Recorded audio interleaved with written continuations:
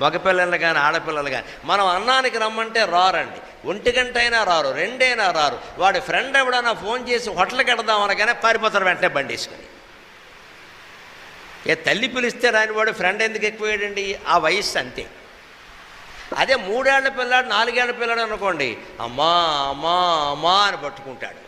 అందుకే 10 ఏళ్ల లోపు పిల్లలు కలిగిన తల్లులకు నేను నమస్కారం పెట్టి కోరుతున్నా, పిల్లల్ని వదిలిపెట్టకండి అమ్మా, పిల్లల్ని వదిలిపెట్టకండి. అపారమైన ప్రేమను చూపించండి. నీకోసమే నేనున్నా, నీకోసమే నేనున్నా, ఎన్ని కష్టాలున్నా ఎన్ని నష్టాలున్నా నీకోసం నేను ఉంటాను అని పిల్లలకి ప్రమాణం చేసి చెప్పండి అమ్మా.